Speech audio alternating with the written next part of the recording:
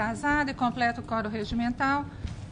Rogando proteção a Deus, declaro aberta a sessão desta egrégia quarta turma do dia de hoje, 3 de outubro de 2018.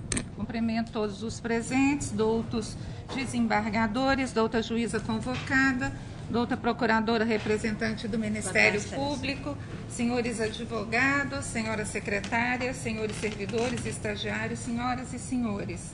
Submeto a apreciação da turmata da sessão anterior. Sem divergência, aprovada.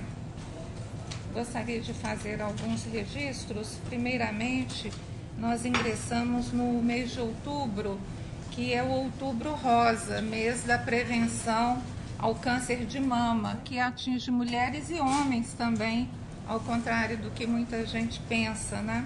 Fique atento, não descuide de sua saúde.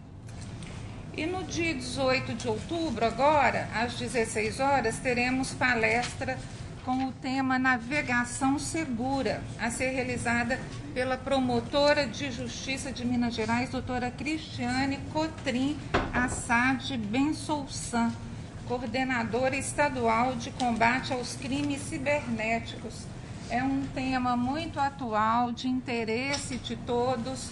Nós estamos na era da informática, a quarta revolução industrial, então nós precisamos estar atualizados com relação a esses crimes cibernéticos e toda essa problemática que atinge essa questão da navegação por meio da internet. Então, senhores, querendo, compareçam, nos honrarão muito e esperamos que seja um evento muito profícuo. Bem, agora noticiaremos os desembargadores, juízes convocados e alguns servidores da quarta turma, aniversariantes do mês de outubro. Desembargadora Juliana Vignoli Cordeiro, que aniversariou no dia 1º de outubro. Desembargador Paulo Maurício Ribeiro Pires, que aniversaria no dia 24, e o desembargador Paulo Roberto de Castro, no dia 30 de outubro. Servidores da quarta turma: Fabiola Pinto da Silva Staff, no dia 7 de outubro, servidora da Secretaria da quarta turma, e a senhora Raquel Lisboa Lacerda Coutinho, no dia 14 de outubro, do gabinete desembargadora Denise Alves Horta. Eu acrescento ainda no dia 10 a juíza Jaqueline Monteiro de Lima. Então, a todos os aniversariantes, os nossos parabéns, votos de muita saúde, vida longa. Obrigada. E felicidade permanente. Adesão do Ministério Público a todos esses votos. Peçam-se ofícios aos doutos aniversariantes. Faculta a palavra para registros. Senhora Presidente, pela ordem, eu gostaria de cumprimentar somente a eminente juíza, a doutora Maria Cristina. Fico a substituição que você vai fazer novamente nessa turma, é uma alegria para todos nós, é uma fonte de sabedoria, uma honra tê-la parte. Endosso as palavras do desembargador Paulo, nossas boas-vindas à doutora Maria Cristina, que é sempre uma alegria tê-la aqui na nossa turma, enriquecendo os trabalhos. Nossa adesão plena. Adesão também, senhora presidente. Façam-se os registros. Geral, plena e irrestrita. Bem, dando prosseguimento e iniciando os julgamentos, coloco em votação os embargos de declaração, processos físicos e PJE. Sem divergência, proclamo o resultado unânime do julgamento dos EDs nos termos dos votos dos relatores. Houve processo de Bem, processos com sustentação oral, observada a ordem de preferência. Ao pregão.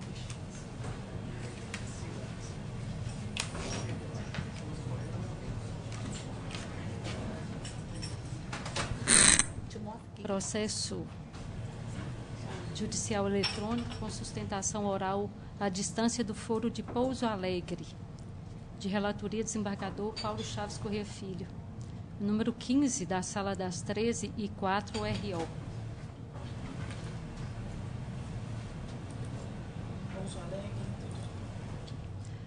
Processo de relatoria, desembargador Paulo Chaves Correia Filho, número 15, da Sala das 13h04, o RO 10.680.71/2017.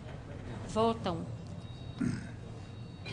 a juíza convocada Maria Cristina Diniz Caixeta, desembargadora Denise Alves Horta. Inscrito Dr. Underson Kleber Machado da Mota, pela segunda recorrente reclamante do Foro de Pouso Alegre. Boa tarde, doutor Underson. Boa tarde, Excelência. Iniciar o julgamento do processo em que Vossa Excelência sustenta. Está me ouvindo? Com a palavra, doutor Paulo. Pois não. Boa tarde, doutor. Doutor, Excelência, está me ouvindo? Pois não, estamos ouvindo perfeitamente. Boa tarde, Obrigada. doutor. Boa tarde, Excelência. Conheço do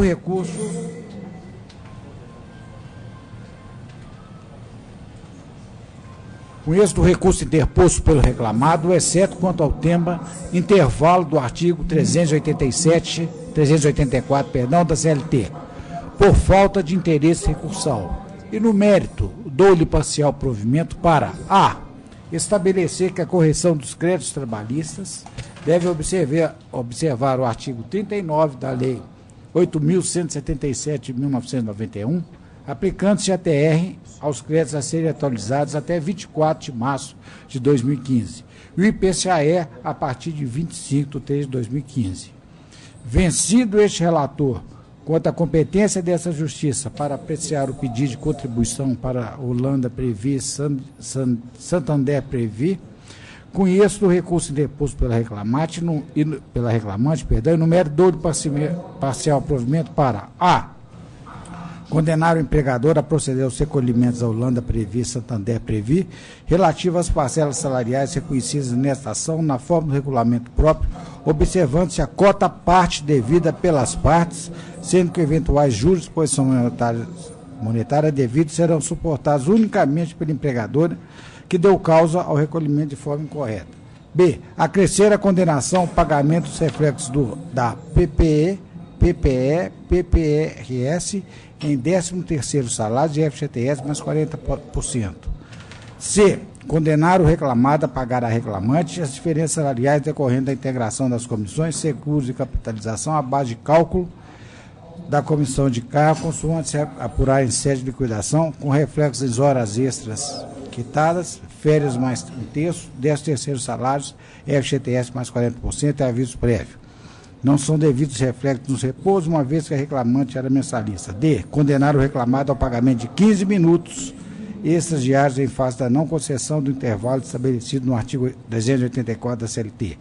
Na apuração da parcela, devem ser utilizados os mesmos reflexos e parâmetros estabelecidos na sentença para cálculo das horas extras. Elevo o valor da condenação para R$80 mil, com custa de R$1.600 pelo reclamado, e deixo claro de uma vez, doutor, senhora presidente, que esse caso aqui já é recorrente, é do Santander, é do sul de Minas, e eu já discuti muitas vezes essa matéria aqui, e eu vou um pouco de sustentar.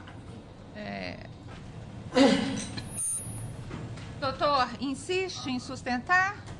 Excelência, eu tenho um ponto só. Pois não, tem a palavra.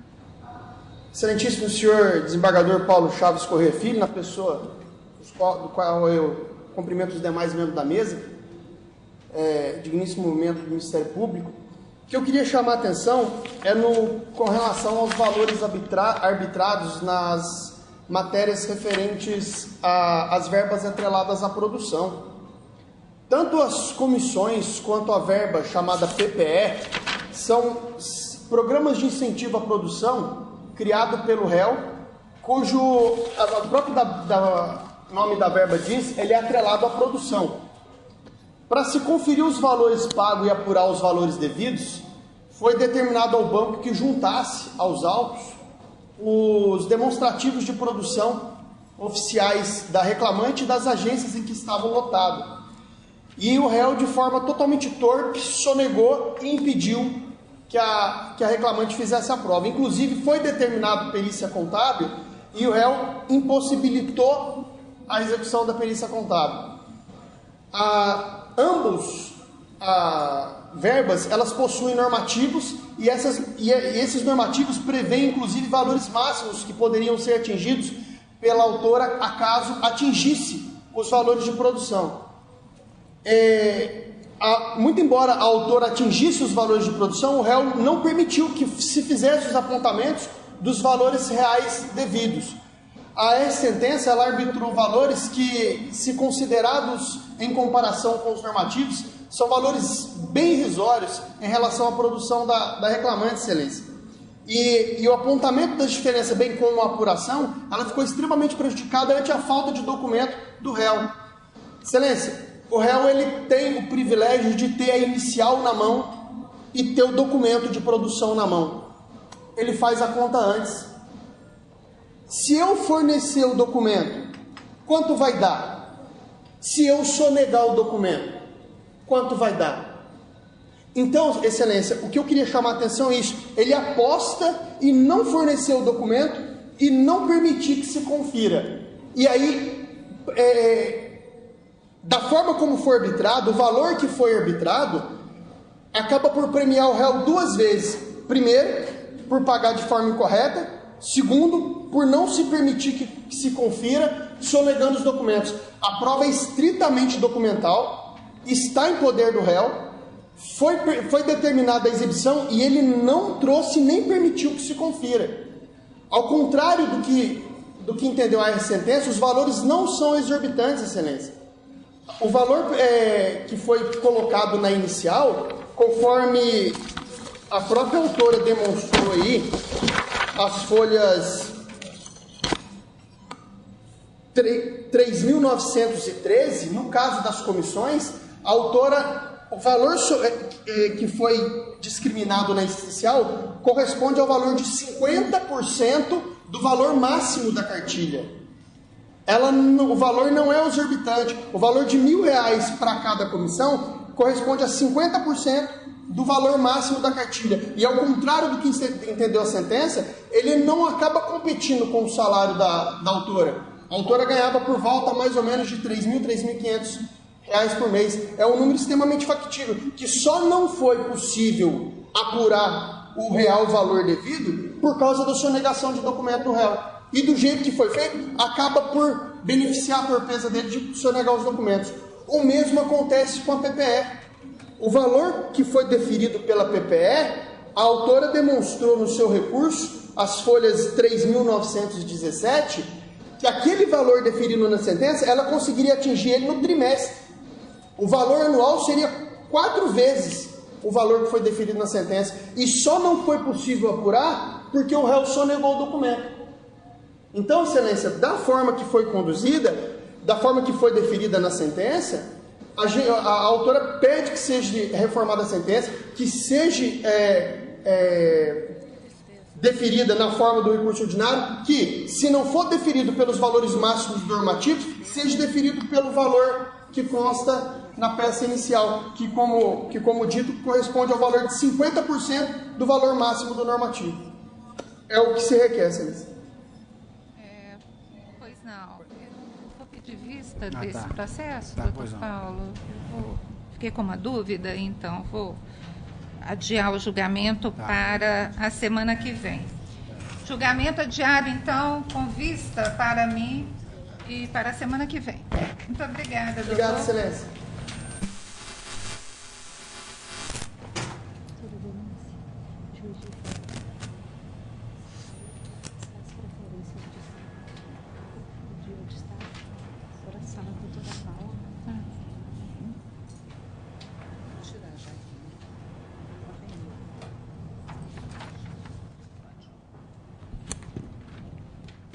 Processo de relatoria desembargadora Paula Oliveira Cantelli, com preferência para o advogado da cidade de São João del Rei. Número 11, da Sala das 13h06, URO, 10.757-54/2016. Votam a juíza convocada Maria Cristina Diniz Caixeta, desembargadora Denise Alves Horta. Inscritos, Dr. Silvio de Magalhães Carvalho Júnior, pelo quarto recorrido, quarto reclamado, e o doutor Felipe Rezende Fazion, pelo laticínio Santa Rosa. Primeiro recorrido. Presentes. Com a palavra, a doutora Paula. Boa tarde, doutor. Senhora presidente, eu acuso o recebimento de memorial. Também recebi, chegou às minhas mãos. Conheço o recurso ordinário dos autores e, no mérito, dou-lhes provimento parcial para reconhecer o vínculo de emprego entre o decujus e o segundo réu, Fábio Júnior Nogueira, na função de motorista no período de 1º de setembro de 2010 a 30 de setembro de 2014. E, para se evitar supressão de instância, determina o retorno dos autos à vara de origem, para apreciação e julgamento dos demais pedidos, proferindo-se nova sentença como se entender de direito. É a conclusão, senhora presidente.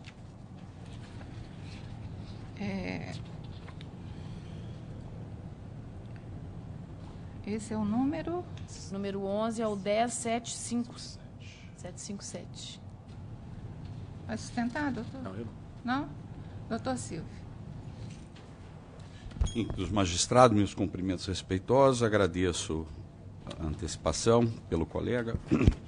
Excelência, dada a devida vênia em que pese as razões que levaram a Sua Excelência a reconhecer um vínculo, é de se pontuar que a autonomia permeou toda a relação, a vida entre o falecido e o seu trabalho. Vejam, Vossas Excelências, que ele trabalhava antes já com essa mesma atividade na qualidade de cooperado, não é? Inclusive foi trazida, aliás, para depor um empregado que ele contratou, né? Ele contratava terceiros. Não fosse isso, o caso da testemunha Bruno Rafael Sena de Souza. O depoimento dele está na folha PDF 538, onde ele diz que o falecido contratou o depoente e fazia o seu pagamento. O depoente acompanhava o falecido na época durante o dia, abrindo porteiras. Depois que deixava de trabalhar para Ronei falecido, é que acabou trabalhando para o laticínio. Então, esse é um aspecto da maior importância. Também ficou muito claro que ele costumeiramente levava a esposa nessas viagens também no caminhão. O caminhão ficava sempre com ele ele detinha todo o controle sobre esse bem com o qual ele trabalhava, era responsável pelos reparos mecânicos, assim também era feito o acerto dos pagamentos, quer dizer, de comum acordo, tudo isso no sentido de mostrar uma inviabilidade do vínculo de emprego. De fato, não é? Houve um acerto informal entre eles, inadequado, dada a devida vênia, né? A gente sabe que mas dentro do princípio da realidade que informa o contrato de trabalho e que foi bem apontado pela sentença recorrida, não é? Não se pode, até por conta da necessária proteção da Previdência Social, se reconhecer o vínculo quando a relação é de autonomia. São essas razões que gostaria de pontuar nesse momento, Excelência. Pois não, doutor Silvio. Doutora Paula tem a palavra.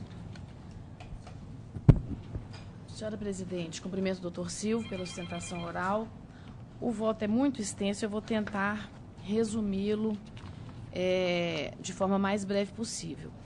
Mas o que se tem inicialmente é que extrai-se do acervo probatório dos autos que o autor, em parte do período vindicado, de fato ele era integrante da COPSENA, o que ocorreu da data de 31 de agosto de 2010, conforme demonstram os documentos. E nesse sentido foi inclusive o depoimento da testemunha Marcos José.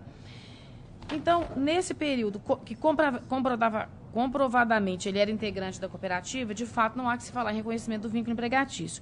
Por outro lado, verifica-se que o réu Fábio Júnior Nogueira assinou a CTPS do autor com admissão em 1º/10/2014 e saída em 10/10/2014, 9 dias, na função de motorista com salário mensal de R$ 1.086. Então, eu entendo que não se pode acolher a alegação trazida na defesa no sentido que esse registro na CTPS quando da morte do empregado, né, do trabalhador, foi um ato justamente só para recebimento do benefício previdenciário, um ato de solidariedade. Ora, as anotações contidas na CTPS, elas geram presunção relativa de veracidade e surte efeitos jurídicos. E essa especializada não pode chancelar a mencionada conduta sob pena de validar ato praticado com a intenção de fraudar o sistema previdenciário. Então, desse modo, a relação de emprego registrada na CTPS, ela é incontroversa. Em relação a essa relação de emprego que foi já registrada na CTPS, é incontroversa a existência da relação de emprego entre o senhor, o réu Fábio Júnior e o de cujos. Em relação ao período entre o fim do vínculo cooperativo, que foi em 31 de agosto de 2010, e o registro da CTPS, 1º de 10 de 2014, cabe averiguar a presença dos elementos fáticos jurídicos para a caracterização da relação de emprego. E, contrariamente ao que foi alegado da tribuna e ao que consta da defesa e os próprios documentos, a prova dos autos, os autos eles revelam que o caminhão pertencia ao senhor Fábio Júnior, sendo que a circunstância de o veículo permanecer com o de cujos não afasta a constatação de que o principal e indispensável instrumento para a prestação de serviços era de propriedade do demandado.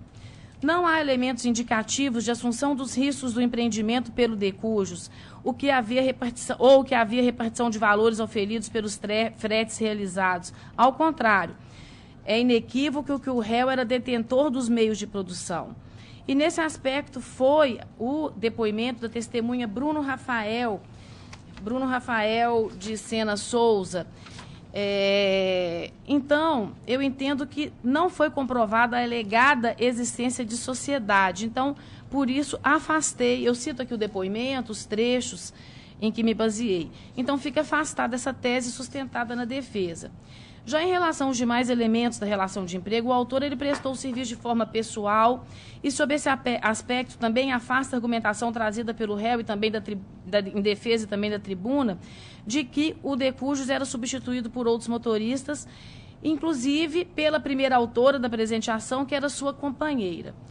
A testemunha Paulo Severino, inquirida a rogo do réu, disse que a companheira do falecido, de nome Marinete, ela, de fato, às vezes acompanhava o de cujos ao chegar à empresa e que, no entanto, não tinha ciência de contratação de qualquer outro auxiliar, não havia outro auxiliar, o que desnatura, a meu ver, o elemento, afasta a tese de que não há o elemento da pessoalidade, a meu ver, há sim.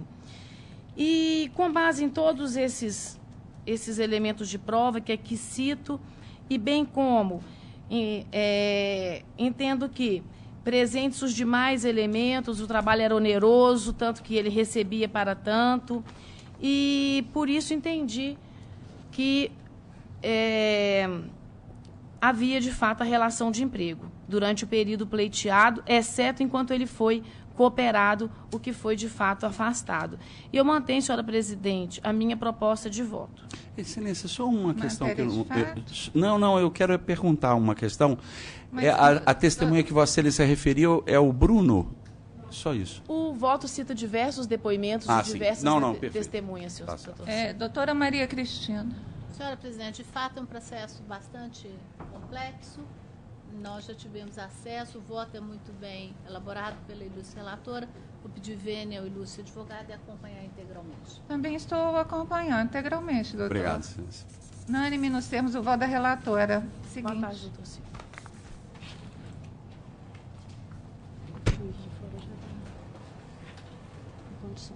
Vamos lá. Processo de relatoria, desembargador Paulo Chaves Corrêa Filho, com sustentação oral do foro de Juiz de Fora. Eu devia ter deixado.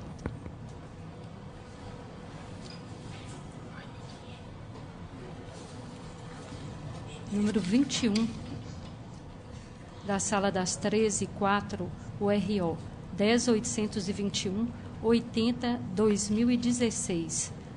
Votam a desembargadora Paula Oliveira Cantelli, juíza convocada Maria Cristina Diniz Caixeta.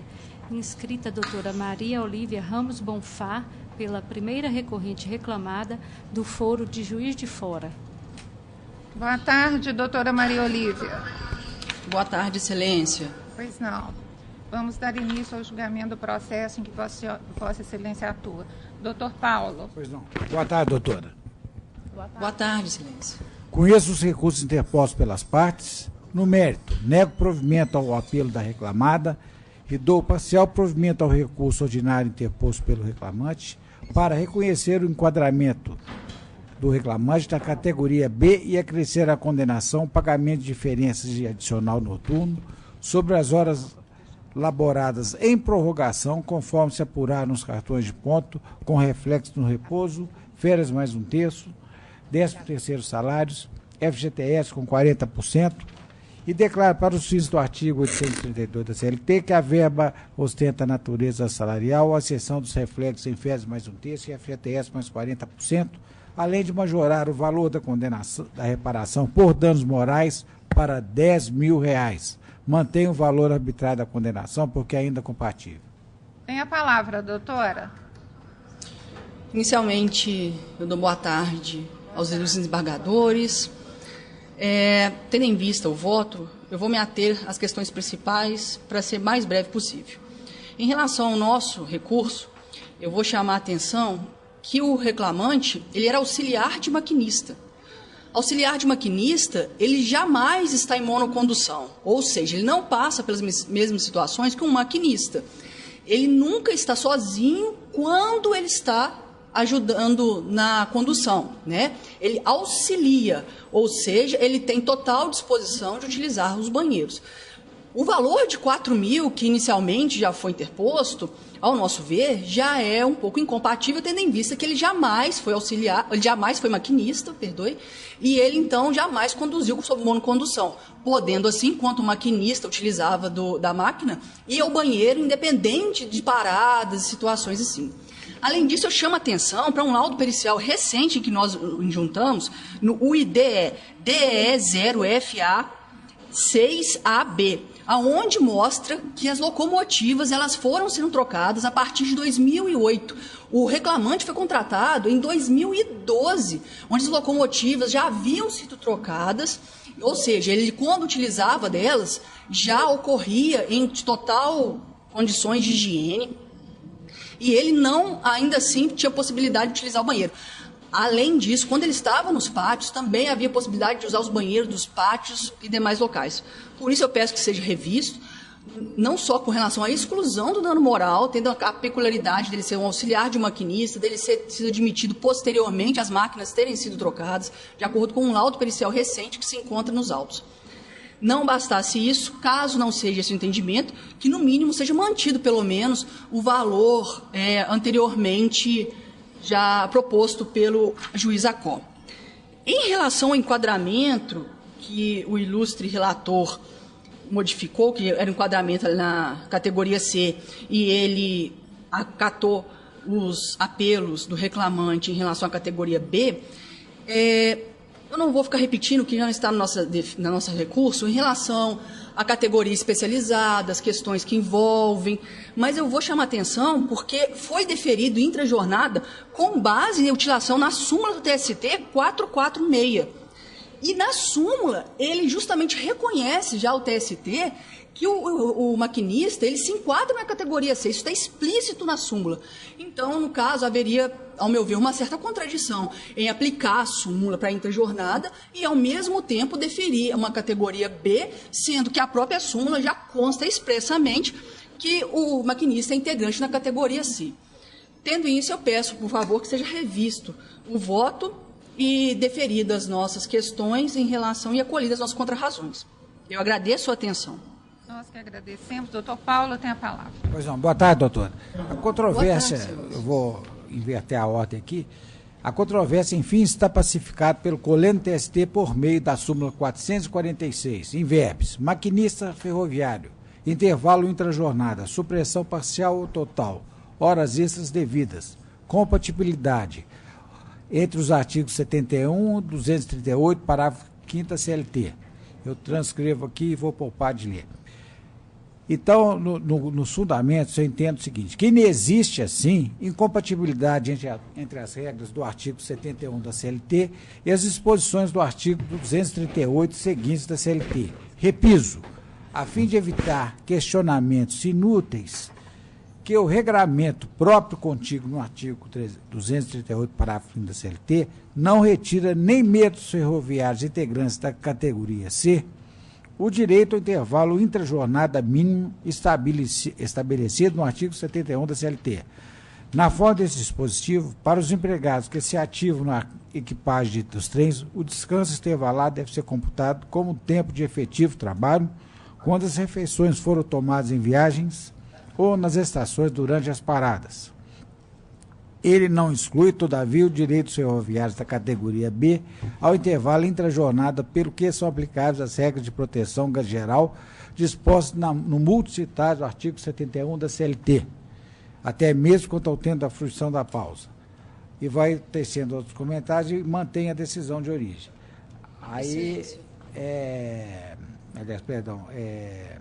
estou negando provimento da decisão de origem. Agora, no que pertine ao dano moral, eu entendo que é uma matéria comum, o reclamante pleiteia a majoração, enquanto a reclamada pede a absolvição. Entendo que falece razão a reclamada e tem parcial razão o reclamante. De fato, o conjunto probatório confirma que o ambiente indigno e desconfortável que foi exposto o reclamante quando, na condução de locomotivas, sofreu privação de estruturas adequadas nas locomotivas para atender às necessidades de descanso, alimentação e satisfação das necessidades fisiológicas por meio de instalações sanitárias, a demonstrar que a empregadora não cumpria regularmente as normas de higiene e segurança do trabalho, atentando assim contra a saúde e dignidade do trabalhador. Essa matéria é recorrente neste regional, o que demonstra a atitude renitente da empregadora nesse sentido, valendo esclarecer que a prova produzida não confirma a versão empresária de que o reclamante se ativava em locomotivas novas, essas dotadas do sistema de climatização sanitária e isolamento acústico. Com relação ao valor fixado em indenização por danos morais, entendo que deva ser majorado o quantum arbitrado, que ora fixo em R$10.000, ad instar de casos idênticos. No tocante aos juros de mora, não melhor sorte não assiste a reclamada, pois expressamente consubstanciado na súmula 439 do Colênio TST. Assim, imprimo parcial provimento ao apelo operário para majorar a reparação por danos morais para R$10.000 e, via de consequência, nego provimento ao recurso da reclamata e mantenho o voto ad íntegro. Pois não, doutora Paula tem a palavra. Eu estou plenamente de acordo com a proposta de voto do eminente relator, senhora presidente. Doutora Maria Cristina. Eu estou acompanhando, presidente. Unânime, doutora, nos termos do voto do relator. Muito obrigada. Seguinte. Eu agradeço, excelência. Hein?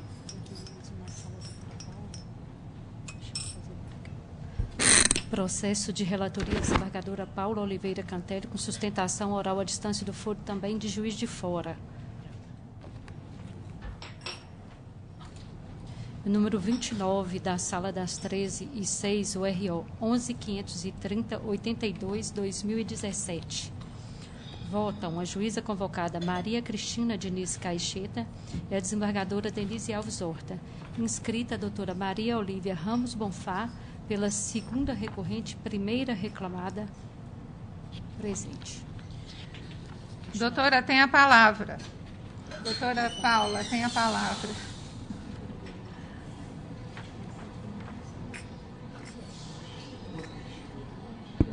Boa tarde, doutora. Conheço os recursos ordinários das partes. Rejeita as preliminares de incompetência material e legitimidade passiva arguídas pelas réis. No mérito, Primeiro, nego provimento ao recurso das réis. Segundo, dou provimento parcial ao recurso do autor para deferir a tutela de urgência, a fim de que as réis procedam à imediata revisão dos valores da mensalidade do plano de saúde do autor e de seus dependentes desde 25/2/2017, sem a utilização do critério de reajuste por faixa etária, o que deve ser cumprido no prazo de 5 dias a contar da data da publicação do presente acórdão. É a conclusão, senhora presidente. Doutora, tem a palavra. Tendo em vista o voto da ilustre relatora, gostaria de chamar a atenção em relação à incompetência material que vem sendo até objeto de deferimentos em outras situações, né? Envolve realmente questões de reajuste posterior ao contrato de trabalho. A manutenção do plano é feita, né? O que acontece em relação aos reajustes é em relação àquela que é o Bradesco Saúde e o Bradesco Dental. Eles são, na verdade, a questão que envolve o custeio e a discussão que envolve as parcelas. É discussão consumerista. Não envolve, enquanto o contrato estava vigente, foi totalmente cumprida as questões. E, além disso, o contrato do reclamante com relação ao plano é um contrato que envolve uma coletividade, não envolve uma questão individual, ou seja, as questões voltadas de reajuste da ANS são diferenciadas para as questões individuais e questões coletivas. Então, eu peço para que seja revista essa questão, e principalmente em relação à tutela, porque não existe uma questão ainda em discussão, que ainda é possível ter devidas divergências que nós temos visto, inclusive esse tribunal, existem outras turmas que entendem de forma diferente, né? Então, a tutela se mostra, data máxima vênia, indiferente a outras questões, porque não existe um prejuízo, e ainda assim esse prejuízo é questões a ser discutidas em outra máxima, e não em relação a esse egrégio tribunal. É o que eu peço, então, data máxima vênia, seja revista essa questão. Senhora presidente, pela Pois ordem. não. Tendo em vista que parece que houve uma pequena alteração no voto, né, doutora Paula? Hoje pela manhã. Hoje pela manhã, e eu ainda não tive acesso. Eu gostaria de pedir vice para a próxima Pois sessão. não. Então, o julgamento está adiado, doutora, com vista para a juíza Maria Cristina para a próxima semana. Perfeitamente. Eu agradeço a atenção e desejo uma boa tarde. Boa Boa tarde, doutora. Vista para a doutora Maria Cristina. Teve uma pequena alteração, né? Teve. Processo com preferência para a advogada do Estado de São Paulo. Processo de relatoria, desembargadora Paula Oliveira Cantelli, é o número 31 da Sala das 13h06, o RO 1164107-2017.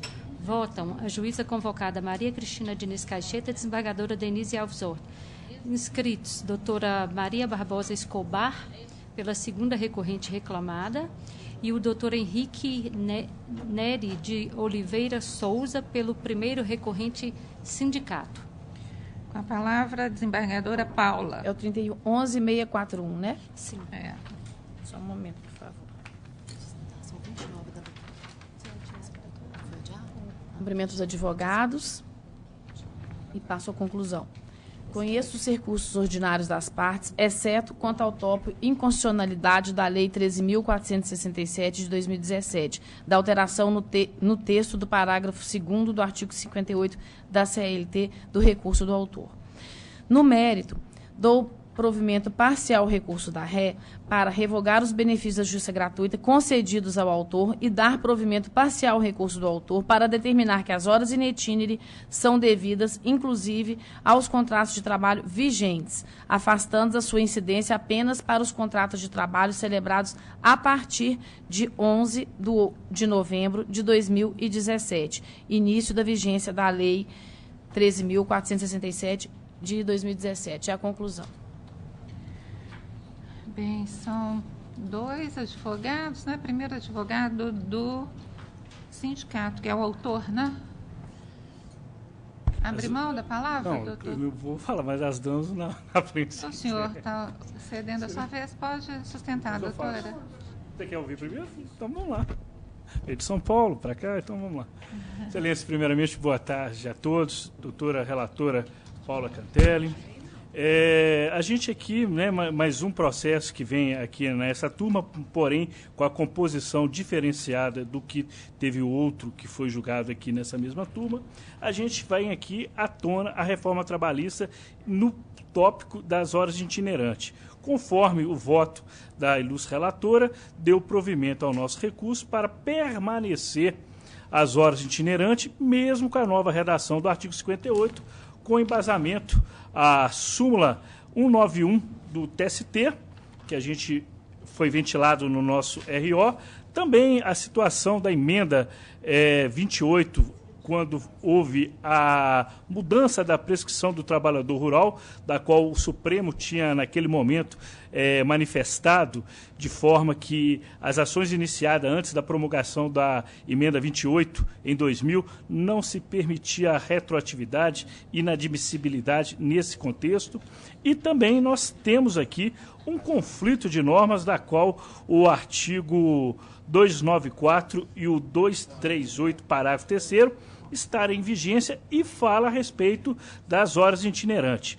Quanto à justiça gratuita do sindicato, aqui a gente também vem aqui fazer nossas razões aqui orais do seguinte: hoje nós não temos mais a contribuição compulsória, hoje é facultativa.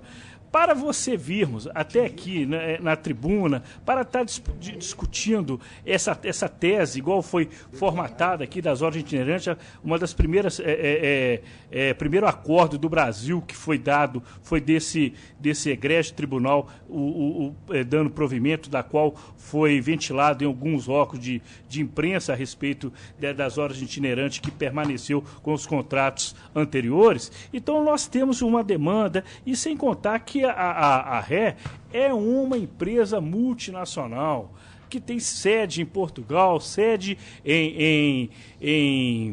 na Inglaterra, e a gente está lá naquela cidade do interior, lá de Itabira, lá na vara lá de Goiânia, de Conceição, um sindicato pequeno em termos de estrutura, mas porém grande em defesas, em ânimos, para vir aqui defender a categoria. Então, dessa forma, a gente revê os conceitos, da qual pede o procedimento aqui, perdão, o provimento aqui, que não seja dado provimento ao recurso da reclamada, haja vista que, dentro das proporcionalidades entre o poder patronal, do caso, do grupo econômico, que é da Anglo-América, e o sindicato lá de Itabira, do interior, lá vindo aí essas dificuldades todas. Então a gente pede que possa dar essa justiça gratuita, haja vista que, na realidade, nós estamos com a súmula 219, que ela também pleiteia os honorários sucumbenciais, haja vista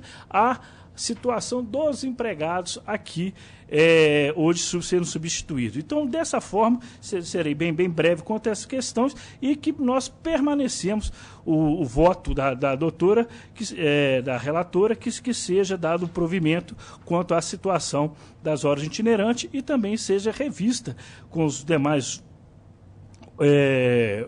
votantes aqui desse processo o provimento à justiça gratuita. Então, doutora, tem a palavra. Boa tarde a todos. Boa tarde.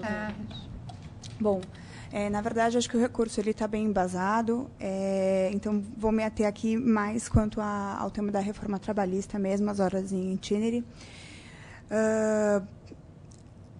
Quanto à a continuidade do pagamento das horas em itinere, acredito que a grande discussão aqui seria o direito adquirido, né? Mas o que seria o direito adquirido? O direito adquirido é quando o patrimônio ele se integra, né? Algo se integra ao patrimônio do indivíduo, quando preenchidos todos os requisitos, né? E no caso das horas em itinere, aqui, não há como se falar em direito adquirido. Vamos imaginar que nem existisse aí a alteração do artigo 58, né? E a gente estivesse falando nas horas em itinere, haja vista a redação antiga do artigo 58. nessa situação também não existia direito adquirido. Por quê? Porque, na verdade, para a gente haver as horas em itinerary, é necessário preencher diversos requisitos. Então, é necessário ter o local ter o difícil acesso, é necessário a ausência de transporte público, é necessário o empregador fornecer o transporte ao trabalhador. Então, é necessário diversos aspectos para que haja o direito do trabalhador receber as horas em itinerary. E aqui, nesse caso, a gente está falando de horas em itinerary que não se sabe nem se o trabalhador continuaria recebendo ou não. A gente não sabe se essas horas em itinerary seriam devidas mesmo num futuro, porque a gente não sabe se as condições de trabalho, se elas continuariam, se as condições fáticas continuariam. Então, a gente não tem como falar de um direito adquirido, mesmo numa antiga redação da lei. Então, não existe aqui um direito adquirido, né? Então, a questão das horas em itinerary, a gente pode, inclusive, fazer um paralelo aqui com o adicional de insalubridade. O adicional de insalubridade ele é devido quando? Quando há questões de risco, né? Mas o que é um agente insalubre?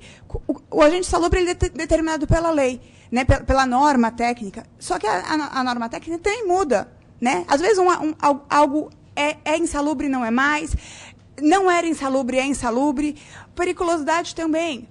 A questão de risco, a vida de roubo, ela foi introduzida há poucos anos na norma, né? Hoje em dia, o trabalhador que está em situação de perigo, o segurança, hoje em dia ele tem direito adicional de periculosidade. Antigamente ele não tinha. Então, o direito adquirido, ele depende, ele é algo que é realmente incorporado ao patrimônio, cumpridos vários requisitos. E, nesse caso, não há direito adquirido, né? Então, a gente chama atenção justamente para isso. Não há como a gente falar. E, tendo em vista a reforma trabalhista, a gente não pode nem trazer aqui à tona, falar em prejuízo no contrato de trabalho, olhando aqui o artigo 468. Por quê? Porque o artigo 468 ele fala o quê? Numa alteração unilateral do contrato de trabalho pelo empregador. Não houve uma alteração no contrato de trabalho unilateral pelo empregador. A alteração ela foi feita por quê? Pela legislação, pelo legislador. Então, a gente não tem aqui como falar que houve algo prejudicial para o trabalhador, tendo em vista alguma coisa feita pelo empregador. Aqui a gente não tem nenhuma supressão ou redução de direitos, nem violação às regras de proteção ao trabalho, e nenhuma redução salarial. Nunca houve redução salarial, por quê? Porque as horas em itinerary, ela é um salário condição. Então, se o empregado ele sai, ele vai trabalhar em qualquer outro local, ele deixa de receber as horas em itinerary, assim como o adicional de insalubridade, o adicional de periculosidade. Se ele deixa de estar exposto ao risco, ele também deixa de receber. E isso não é uma redução salarial. Redução salarial seria ele deixar de receber, ele recebia R$1.000, trabalhando 8 horas por dia, ele continua trabalhando as 8 horas por dia e passa a receber R$800. Isso sim. Então, colega turma, eu gostaria que fosse revista essa questão, com base aqui nos argumentos que trago aqui à tribuna, pensando realmente na questão do direito adquirido, porque eu acho que essa é a grande discussão, eu acho que é uma coisa super nova, todos nós estamos refletindo, eu acho que isso é uma coisa que confunde todos, né? E gostaria que pensassem um pouco com base no que eu trago aqui agora em relação ao direito adquirido. Pois não, doutora Paula tem a palavra. Cumprimento os dois advogados pelas brilhantes exposições, começando pelas horas em itinerary. Então, no caso em tela, o que nós temos é que, de fato, o fornecimento de transporte pela ré é incontroverso. E nós sabemos, como a doutora pontuou, que havendo a concessão de transporte por parte da empregadora, servindo ao interesse da própria empresa de preservar a pontualidade de seus empregados, há presunção relativa no sentido de que os locais de trabalho são de difícil acesso ou que não existe compatibilidade entre os horários de transporte público regular e os de início ou término do labor. E, embora seja certo que a mera insuficiência de transporte público não enseja o pagamento das horas in itinere, nos termos da súmula 90, inciso 3, a incompatibilidade entre os horários de transporte público e a jornada de trabalho dos empregados impõe o pagamento da verba, nos termos do inciso 2 da referida súmula. Assim, a incompatibilidade de horário de transporte público equivale à sua inexistência. E digo isso porque isso foi matéria da própria defesa da empresa. Então, era da ré o ônus de comprovar a existência de transporte público regular em horários compatíveis com a jornada de trabalho do autor, por se tratar, de fato, obstativo do seu direito, de seu encargo processual, e não se desincumbiu a contento. Conforme a ata da audiência, houve adoção de prova emprestada, em que a perita constatou a existência de diferenças de horas in itinere devidas. E, ao anuir com a adoção da prova emprestada, a ré apenas apresentou ressalva quanto à compatibilidade de transporte público de empregados que se deslocam de Conceição do Mato Dentro até a empresa e entram no trabalho às 8 horas e saem do serviço às 17 horas, empregados que trabalham no turno administrativo, que seria apurado pela perita que confeccionou o laudo. Então, a insurgência da ré se resume à alegação de que existe transporte público intermunicipal, e isso afastaria o direito às horas in itinere. E eu cito aqui, inclusive, um julgado da relatoria do Dr. Paulo Chaves, que decidiu exatamente nesses termos, pela existência desse tipo de transporte, não afasta o direito ao transporte, ao pagamento das horas in itinere. Cito também diversos outros julgados aqui, dessa quarta turma e do TST e de outras turmas também do tribunal. Então, o transporte não era compatível com a jornada dos substituídos no início e no final da jornada.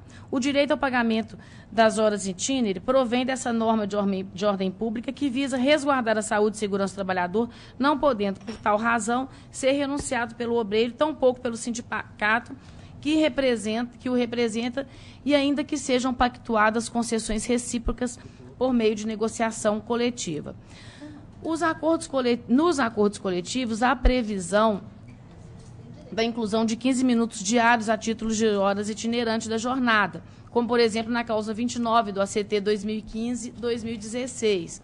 Todavia, o referido tempo é muito inferior ao que efetivamente deveria ser considerado como hora de trajeto, o qual, conforme o laudo pericial, sempre foi superior aos 15 minutos, havendo variações de acordo com o ponto de partida, né, quando a pessoa pegava o transporte.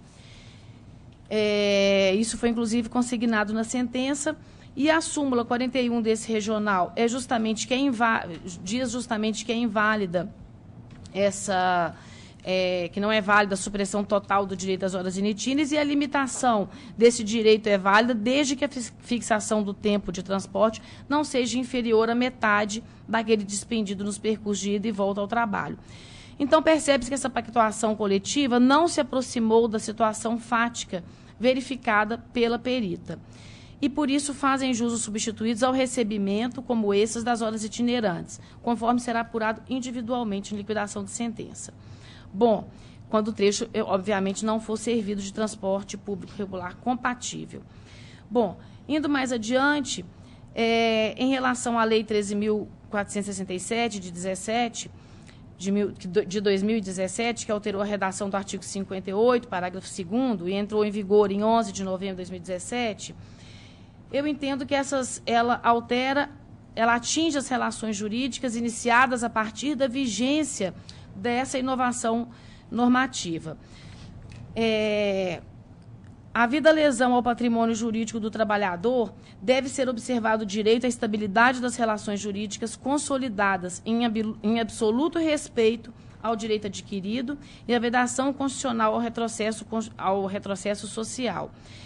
E eu cito aqui doutrina, inclusive do ministro Barroso, do Supremo, que discorre sobre o princípio da vedação ao retrocesso social, e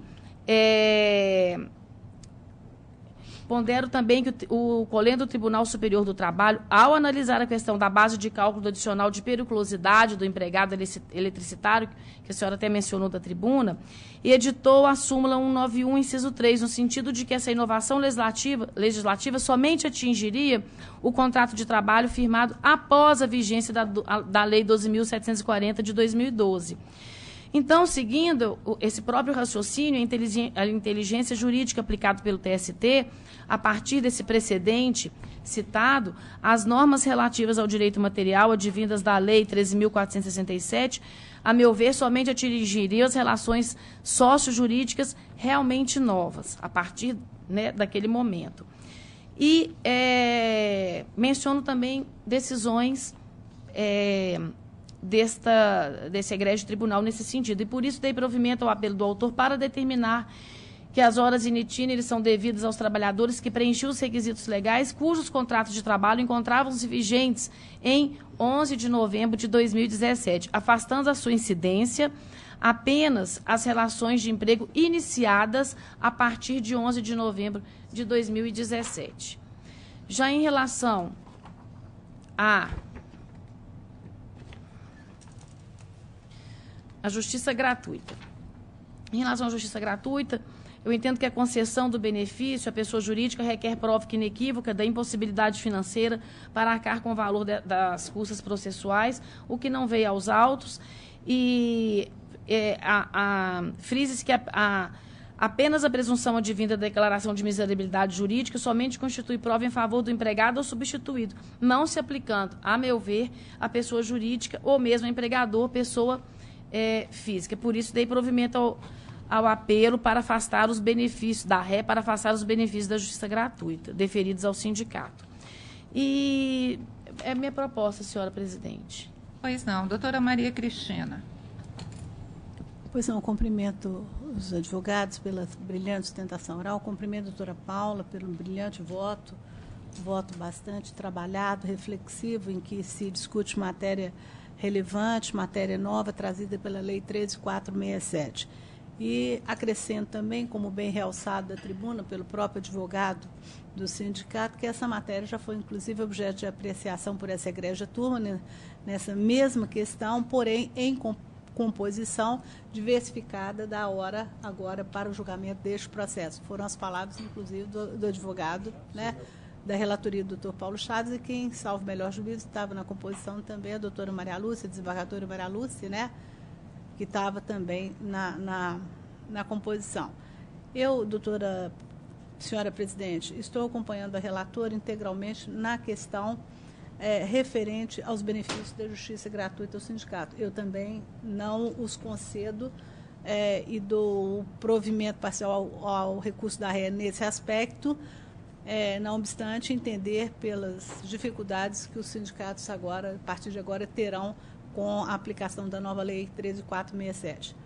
Da mesma forma, entendo que, de acordo com o contexto probatório dos autos, acompanho parcialmente o voto da eminente relatora quanto ao deferimento das horas extras, mas, com a devida vênia, a partir da edição da Lei 13.467 de 2017, eu peço vênia, tenho um entendimento diferenciado de que a lei, né, o ato é regido pela lei do tempo, e a partir daí eu limito e aplico integralmente a Lei 13.467.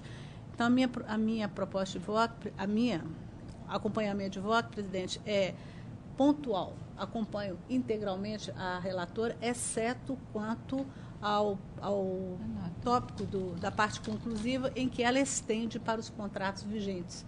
Porque, para os contratos vigentes, eu limito até o período da edição da Lei 13.467. Por entender, na mesma linha da sustentação, que há ainda uma grande reflexão sobre a existência de direito adquirido e, por hora, eu ainda tenho esse entendimento com a devida vênia. Pois não. Cumprimento os advogados pelas brilhantes sustentações.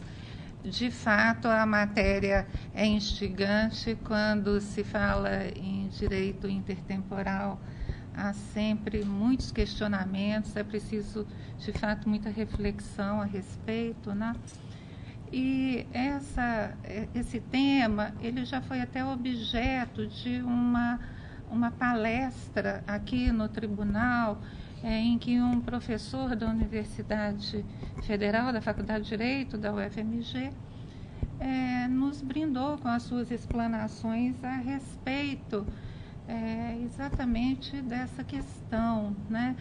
discussão de direito adquirido ou não, como faríamos nesses casos dos contratos em curso, e as horas in itinere foram exatamente objeto desses questionamentos e do debate que se procedeu. O que eu entendo nesses casos é que nós temos que examinar a aplicação intertemporal da Lei 13.467 também em face das disposições previstas na própria CLT. Nós temos na CLT o artigo conhecido de todos, 468, que dispõe acerca da impossibilidade de se alterar os contratos, os contratos, todos em curso, a não ser por assentimento das partes, e mesmo assim se não houver prejuízo para o empregado. Então, eu acho que essa questão de prevalecer ou não o direito às horas in itinere nos contratos em curso após a Lei 13.467 passa pelo exame do artigo 468 da CLT. Então, afastarmos dos empregados o direito às horas in itinere, que esses empregados sempre tiveram e sempre receberam, seria uma alteração lesiva do contrato de trabalho, e ainda que houvesse o assentimento dos empregados, isso não seria possível, porque há uma vedação do artigo 468 da CLT, que essas alterações elas só podem se realizar no contrato de trabalho quando houver esse consentimento mútuo, ainda exceto quando houver prejuízo para o empregado. Bem, então é o caso. Se nós retirarmos o direito às horas in itinere para esses empregados que sempre perceberam e as condições permanecem, nós estaríamos agindo em afronta ao artigo 468 da própria CLT. Então, eu concordo com a doutora advogada que esse direito, ele não se incorporou definitivamente ao patrimônio jurídico dos empregados, porque depende da configuração dos requisitos, o local de difícil acesso, que o empregador forneça a condução, que os horários da condução pública sejam compatíveis, uma série de coisas, Mas, se isso tudo permanece como sempre foi, nós não podemos, de uma hora para outra, retirar essas horas in itinere sob pena de afronta ao artigo 468 da CLT. Eu acho que é simples assim, resolve-se dessa forma. Agora, para os contratos que se iniciaram já na vigência da Lei 467, então, da Lei 13.467 de 2017, então, de fato, não há mais que se falar em horas in itinere, tal como previstas anteriormente. Então, neste patamar, eu acompanho integralmente o voto da doutora relatora. Tá? Muito obrigada. Excelência. Pois não. Eu só venho aqui, independente do resultado, agradecer tanto com a reclamada e o autor, esse debate que foi instaurado aqui, independente do resultado, do provimento que for, que nos enriquece e nos motiva cada vez mais a exercer a advocacia quando nós temos aqui um acordo e um tema tão relevante e um debate tão rico que nos acresceu, doutora Maria? E nisso que nos faz a cada dia essa vocação da advocacia, independente de reforma ou não reforma trabalhista e de julgados. E por obséquio, se a senhora também achar a contento, o selo de relevância, se for o caso, eu peço à vênia. Pois não. Então, proclamo que a turma, por maioria, decidiu, nos termos do voto da relatora, vencida parcialmente a juíza Maria Cristina, quanto, doutora Maria Cristina, limitação, né? Que limitava o pagamento das horas in itinere aos contratos vigentes até, que limitava o pagamento das horas in itinere ao início da vigência da Lei 13.467 de 2017. Só isso, doutora? Ótimo, excelente. Senhora presidente, eu vou fazer o acréscimo de fundamento que a senhora mencionou, do 468. Pois não. Na redação final do Ok. E eu estou também, senhora presidente, de pleno acordo que o processo receba o selo tema relevante, como proposto pelo doutor da Tribuna. Pois não. Então, faça-se o registro, então, de processo destacado com o selo de tema relevante. Muito obrigado. Tenha boa tarde. Boa tarde. Obrigada.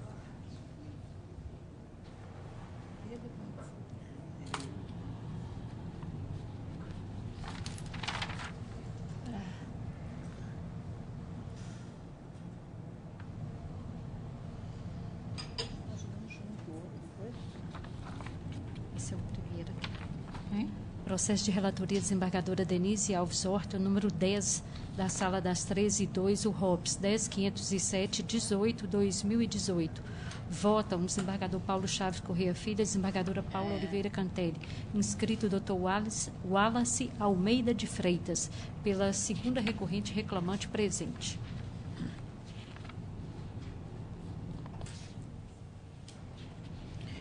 Bem, muito boa tarde, doutor. Conheço dos recursos interpostos pela reclamada e pela reclamante. No mérito, dou parcial provimento ao apelo da reclamada para condenar a reclamante ao pagamento dos honorários advocatícios em favor dos advogados da ré, em razão de 5% do valor dos pedidos julgados improcedentes, observando-se, a partir da publicação desta decisão na forma da lei, a suspensão da exigibilidade das obrigações decorrentes da sucumbência do autor. No caso, o pagamento de honorários advocatícios sucumbenciais em favor do procurador da ré. Tudo em estrita observância ao artigo 791-A, parágrafo 2º e parágrafo 4º da CLT. Quanto ao recurso da autora, quanto ao recurso da autora, dou-lhe parcial provimento para acrescentar à condenação o pagamento das diferenças de PLR referente aos anos de 2013 a 2015. Declaro, para fins do artigo 832, parágrafo 3º da CLT, que a parcela deferida tem natureza indenizatória. Acresço à condenação o valor de R$5.000, com custas de R$100 pela reclamada. Insiste em sustentar, doutor? Sim, senhora. Tem a palavra. Desembargadora presidente, relatora, demais desembargadores e desembargador, representante do Ministério Público, demais servidores. Excelência, as avaliações de desempenho de 2016 e 2017 não foram trazidas à cognição do juízo, tão menos os contratos de gestão. A reclamante teve o adiantamento da parcela de julho de 2016 referente a esse ano, PLR desse ano, no valor de 2.204. Não teve o pagamento da PLR de em abril de 2017 referente à segunda parcela desse ano, uma diferença de 5.230. A reclamada não apresentou avaliação de desempenho, contrato de gestão e não justificou o porquê de não efetuar esse pagamento. Sendo que já, inclusive, súmula 415, no sentido de que o rompimento do contrato, isso já na questão da PLR de 2017, ainda que não findado o ano, garante ao ex-empregado a participação nos lucros, ainda que proporcional. Com relação às PLRs dos anos anteriores, o que se pretendeu foi o pagamento das diferenças, da mesma forma do ano de 2016. Essas tinham avaliação de desempenho e parece que, pelo que o pedido de reforma foi acolhido, no sentido de que essas avaliações eram subjetivas. Então, se as avaliações são subjetivas, reconhecendo-se o direito da recorrente ao recebimento de 2013 a 2015, 2016 entende, e 2017 também entende a recorrente que não seria diferente. portanto, pede-se a reforma nesse sentido. Perfeitamente. Quanto às diferenças de PLR de 2013 a 2015, o Acordo Coletivo de Trabalho 2012-2013, cláusula 3ª, item 3.3, consigna que as partes ajustam que os resultados ora estabelecidos serão aferidos por meio de indicadores objetivos e acessíveis a todos os empregados que se incluem no programa de que trata este instrumento, para que estes possam acompanhá-los e influenciá-los, contribuindo permanentemente para seu aprimoramento. O mesmo ajuste constou no ACT 2014 e no ACT 2015 e 2016. Todavia, analisando as avaliações de desempenho da reclamante, não verifiquei a presença de indicadores objetivos, tal como estabelecido no instrumento coletivo. A título de exemplo, dentre os tópicos avaliados, está a eficiência e simpatia nas informações prestadas de acordo com as políticas e procedimentos da empresa. A análise se presta serviço adequado às necessidades dos clientes com simpatia e alegria, se coopera com os outros na realização dos seus trabalhos e se cria impactos positivos com seu trabalho na sua área de atuação. De tal modo, as notas decorrem da análise subjetiva de quem avalia o trabalhador, o que o instrumento normativo visou coibir. Assim, não há como validar a sistemática implementada para aferir o desempenho da autora. Nesse sentido, dou parcial provimento ao apelo da reclamante para deferir, a título de PLR, a diferença entre os valores pagos à autora de 2013 a 2015 e aqueles previstos nos ACTs encartados ao processado, teto de 3,5 salários base, conforme se apurar. Quanto à PLR proporcional de 2017, verifique que a reclamada efetuou o pagamento de antecipação da parcela em julho de 2017, conforme demonstrado pela própria reclamante, ID 5799-BE2, página 23. Quanto ao restante da parcela PLR proporcional de 2017, a reclamante trouxe aos autos comprovante de pagamento efetuado em 29/5/2018. Ressalte-se que não houve impugnação específica no aspecto, tampouco tal comprovante foi desconstituído por prova em contrário. Sendo assim, não há que se falar em diferença devida referente à PLR proporcional de 2017. Então, por conta desses fundamentos é que eu estou provendo numa parte, né, e desprovendo na outra, doutor. Doutor Paulo. Estou de pleno acordo, a abstração feita eu fico vencido no que tange a exigibilidade da... Pois não. Doutora Paula. Pleno acordo, senhora presidente. Então, prevalece o voto da relatora, vencido parcialmente o desembargador Paulo Chaves Correia Filho, quanto à exigibilidade, a suspensão da exigibilidade do pagamento dos honorários advocatícios. Obrigado, excelência. Obrigado. Seguinte. Processo de relatoria desembargadora Denise Alves Horta, número 15, da Sala das 13/2, URO 10.740/27/2016. Votam o desembargador Paulo Chaves Correia Filho e a desembargadora Paula Oliveira Cantelli. Inscrita a doutora Renata Lobato Bernardes, pela primeira recorrente reclamada, presente. Boa tarde, doutora. Boa tarde. Conheço dos recursos interpostos pela reclamada e pelo reclamante. No mérito, nego provimento ao recurso da reclamada. Quanto ao do reclamante, dou-lhe provimento para condenar a reclamada ao pagamento a título de horas in itinere de 40 minutos para cada dia em que a jornada regular de trabalho tenha se encerrado às 23h10, com reflexos em repousos, férias com 1/3, 13º salários e FGTS com 40%. Observados os demais critérios estabelecidos na sentença para apuração dos minutos residuais.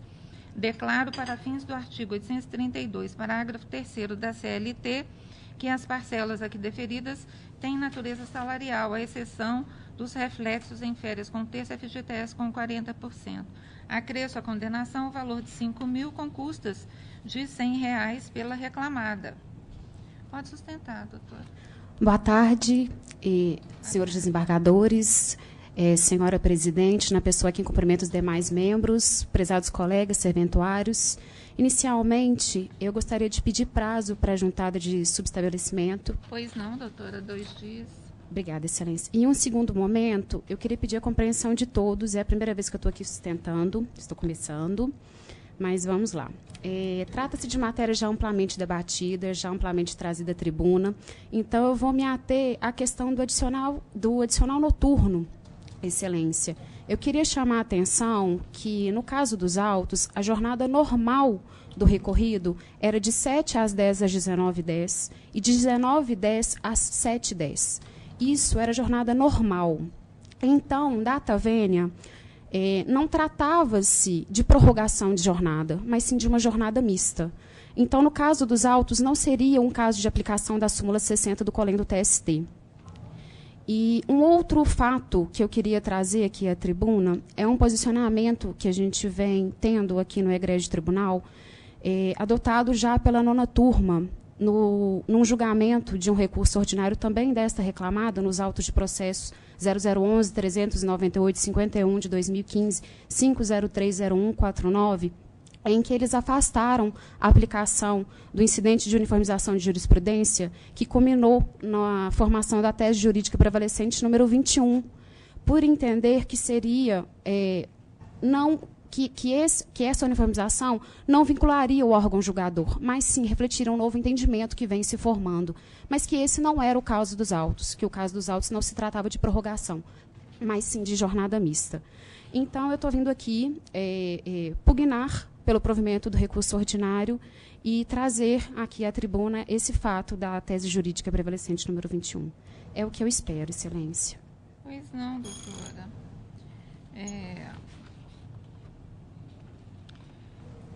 Bem, é incontroverso que o reclamante cumpria jornada em horário noturno. Sendo assim, a teor do disposto nos parágrafos 4º e 5º do artigo 73 da CLT e da súmula 60, item 2 do TST, cumprida integralmente a jornada no período noturno e prorrogada esta, devido também o adicional quanto às horas prorrogadas, exegese do artigo 73, parágrafo 5º da CLT. No caso de labor em jornada realizada em período noturno e diurno, é o caso, né? Quando cumprida integralmente a jornada no período noturno e prorrogada esta, é devido ao adicional noturno em relação àquelas laboradas após as 5 horas da manhã. A propósito, cita-se o entendimento firmado pela tese jurídica prevalecente 21 deste tribunal. Adicional noturno, jornada mista, incidência sobre as horas trabalhadas após as 5 horas. O adicional noturno incide sobre as horas trabalhadas após as 5 horas no cumprimento de jornada mista, ainda que prevista contratualmente, mesmo que não configure jornada extraordinária. Registro que a majoração do adicional noturno pelas normas coletivas destinava-se a suprir as exigências da hora noturna reduzida e não a remunerar a prorrogação da hora diurna, como se vê. Adicional noturno. O adicional a ser pago pelo trabalho noturno das 22 às 5 horas será de 42%. Parágrafo 1º. As partes convencionam que o percentual de 42% de adicional noturno resulta da composição das imposições de acréscimos legais e da conversão de 7,5 minutos em percentual de adicional para cada hora noturna de 60 minutos, o que supre as exigências da hora reduzida e não ensejará reclamações de qualquer ordem. Quanto à integração do adicional noturno à base de cálculo das horas extras, comungo do entendimento perfilhado na sentença no sentido de que, sendo habitual o pagamento do adicional noturno, este integra o salário do empregado para todos os fins. É o que dispõe o item 1 da súmula 60 do TST. Então, com base nesses fundamentos, eu estou negando o provimento. Doutor Paulo. Estou de pleno acordo, não sem antes cumprimentar a douta advogada pelo brilhantismo da sustentação e renovando votos que sempre continue assim, que será muito bem acolhida aqui. Parabéns, doutor. Obrigada, Excelência. Também adiro a manifestação do doutor desembargador e cumprimento Vossa Senhoria pela excelente sustentação, e a senhora vai longe. Obrigada, sendo Excelência. esta a sua primeira sustentação, já dá mostras do excelente andamento daqui para o futuro da sua carreira. Obrigada. Doutora Paula. Eu também, como não poderia deixar de ser, cumprimento a doutora pela excelente sustentação oral, dou-lhe boas-vindas nessa nova jornada que hoje se inicia aqui no tribunal. Parabéns, doutora. Obrigada, Excelência. E acompanho integralmente o voto da eminente relatora. Então, unânime nos termos do voto da relatora. Obrigada, boa tarde. Boa tarde, doutora. Processo de relatoria, desembargadora Denise Alves Horta, número 11, da Sala das 13:2, URO 10.610.81/2016. Votam desembargador Paulo Chaves Corrêa Filho, desembargadora Paula Oliveira Cantelli. Inscritos o Dr. Marcos Castro Batista de Oliveira, Dr. Jorge Stefani Batista de Oliveira, pela recorrente reclamada, ausentes.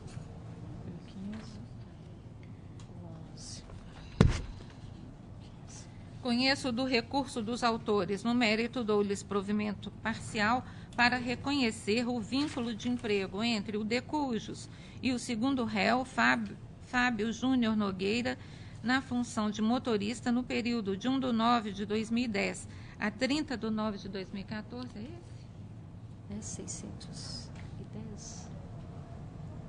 Não. É 10? RO 10.610.81/2016. Número 11. Engraçado, olha aqui.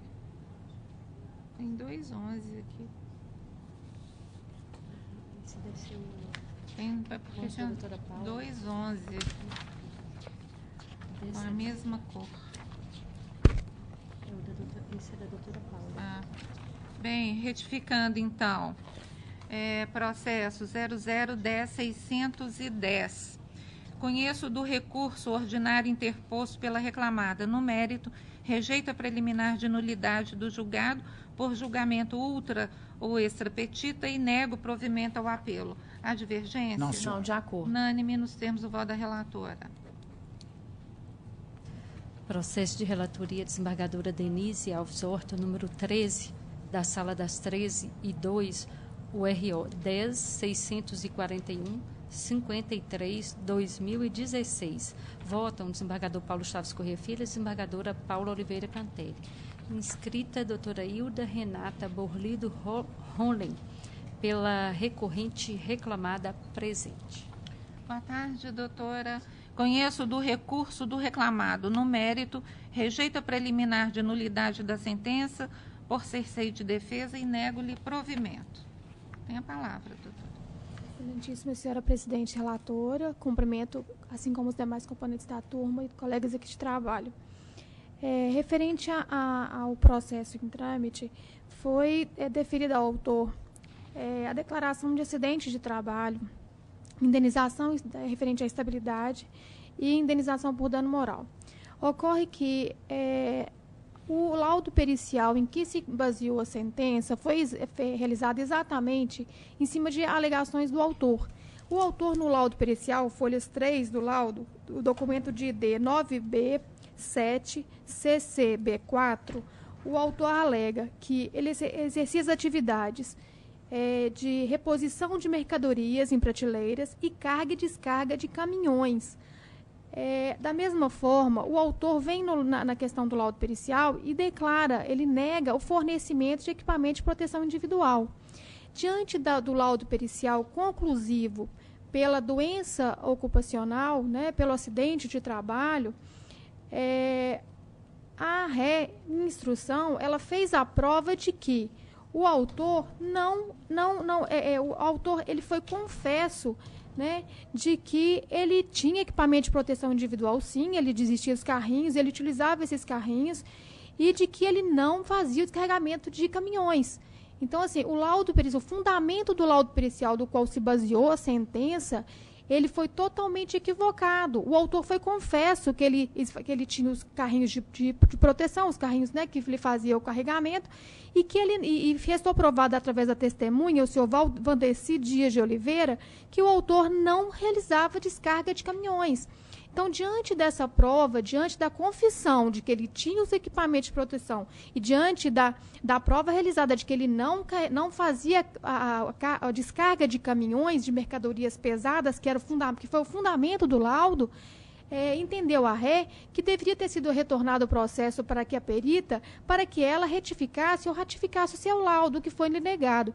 Então, dessa forma, entende a ré que houve o cerceio do direito da ré, uma vez que a prova nos autos foi de que o autor, ele mentiu no laudo pericial, o laudo foi feito com base nas declarações de que ele carregava e descarregava caminhões, de que ele não tinha equipamento de proteção individual, e ele chega na audiência de instrução e confessa que existia o carrinho que ele utilizava, e a ré ainda assim faz prova de que ele não descarregava caminhões. O que o autor fazia, excelências, a ré ela é um supermercado de varejo, não é de atacado. O que o autor fazia era pegar lata por lata de óleo, de enlatado, e tirar do carrinho e colocar na prateleira. Isso jamais pode ser considerado uma elevação de carga pesada, como restou configurado no laudo. Ou seja, o laudo foi fundamentado em declaração falsa do autor, que ele se contradizeu na audiência de instrução. Então, diante da prova realizada na instrução de que ele não fazia aquelas atividades que ele alegou para o médico do perito, e de que a prova realizada de que ele não fazia o descarregamento, que ele tinha equipamento de proteção individual, ou seja, que com isso ele não fazia carga de peso a si, falar que ele foi realmente advindo disso o seu acidente, ou seja, a sua doença, a ré entende que ela fez sim a prova de que o laudo pericial restou equivocado. Então, diante dessa prova, diante da confissão do autor, diante da prova realizada pela oitiva da testemunha, de que o autor não descarregava caminhões, a ré entende que a sentença deve ser modificada porque ela está fundamentada numa premissa errada. Ela está fundamentada numa questão que foi provado na instrução de que ela não existe. Na instrução se fez a prova que essa situação não existe. Como pode prevalecer um laudo de que na instrução foi provada de que a situação não existe? Né? E, de outro modo, a ré chama atenção aqui que na instrução, a testemunha, senhor Valdeci, ele relatou que o autor, ele mancava, ele tinha esse problema desde a admissão, colocando ainda assim em dúvida o laudo pericial realizado. Se o autor, a testemunha declara que o autor jogava bola com a testemunha uma vez na semana e que desde a admissão o autor mancava, o autor caía cerca de 3 vezes a cada partida de jogo, já se tem aí uma dúvida quanto a esse laudo pericial. Né? Então, dessa forma, entende a ré que deve ser levada em consideração a verdade apurada nos autos. Por mais que a sentença declare que o autor, que a condição de labor foi com causa para o acidente de trabalho, restou provado na instrução que isso não condiz com a verdade. Então, diante dessas questões, ela pede à ré que seja modificado a sentença para excluir ou para retornar o laudo à perita, para que ela, o retorno dos autos à origem, para que ela retifique seu laudo, ou para que realmente indefira esse adicional, esse dano moral, essa estabilidade, porque realmente restou provado nos autos que o autor não foi com causa no trabalho. Né? Ele não carregava e não descarregava caminhões, ele tinha equipamento de proteção e ele, ainda assim, restou provado que, desde a admissão, ele existia um problema no autor. Então, diante da controvérsia, diante do que restou provado na instrução, requer a ré a modificação. Pois não. Bem, essa questão do cerceio de prova, eu estou afastando a pretensão da reclamada. Foi de que o laudo fosse refeito considerando as informações prestadas pelo autor em depoimento pessoal. Eu entendo que os depoimentos das partes devem ser aferidos pelo juiz, né? Então, o juiz é que vai levar em consideração para a formação do seu convencimento essas informações que são trazidas nos depoimentos das partes e, portanto, não há que se falar em cerceio pelo fato de o juiz não ter deferido a realização de um novo laudo. Bem, com relação às atividades do reclamante, entendo que houve com causa, sim, do trabalho para o agravamento, se não para o desencadeamento, mas pelo agravamento da situação de saúde do reclamante, né? E isso é suficiente para que a empresa responda civilmente. E o que eu realço da prova é que a própria testemunha do réu, ao descrever as atividades do autor, informou a existência de riscos ergonômicos decorrentes do carregamento e elevação de peso, ao informar que, aspas, o reclamante tirava a mercadoria da prateleira, colocava no carrinho e levava para dentro da loja, que sempre houve carrinho, que as mercadorias que ficavam dentro do container eram retiradas pelo pessoal do depósito com uma empilhadeira, sendo colocadas no chão para que o autor levasse para dentro da loja, usando um carrinho. Como se vê, ainda que o autor utilizasse o carrinho para o transporte de mercadorias, havia necessidade de retirá-las dali ou do chão para colocá-las nas prateleiras, o que, sem dúvida, configura atividade de carregamento e elevação de peso, demandando esforço físico e com sérios riscos à saúde.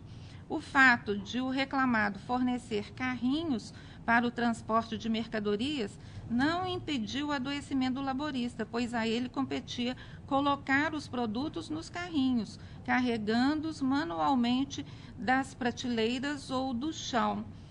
E ainda a questão da atividade física realizada pelo reclamante em um dia da semana, o alegado jogo de futebol, conforme declarado pela testemunha do réu, não teve o condão de desencadear por si só a doença que acomete o laborista, mesmo porque tem menor risco ergonômico que as atividades diariamente exercidas junto ao réu.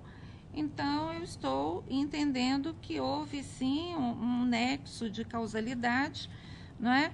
E que, se não de modo determinante, mas como com causa, como foi reconhecido, então eu estou deferindo ao reclamante o valor da indenização, estou mantendo, né, o valor da indenização por danos morais no patamar de R$5.000.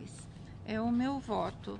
Doutor Paulo. De pleno acordo com o judicioso voto de Vossa Excelência. Doutora Paula. Da mesma forma, também estou de pleno acordo, voto muito bem elaborado e não há nada que se divergir. Unânime, doutora. Obrigada. Eu gostaria só de pedir a retificação do nome do procurador da reclamada, porque eu estou pedindo várias vezes e não estou conseguindo. E está sendo publicado em nome do antigo procurador Nelson Williams. Eu gostaria de pedir para que fosse alterado para José Carlos Belintani Filho. Já foi feita petição. Faça-se a retificação, então.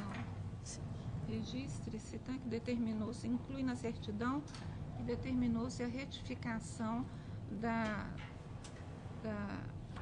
do nome do advogado do reclamado na capa dos autos, na eletrônico, na autuação, no processo judicial eletrônico para...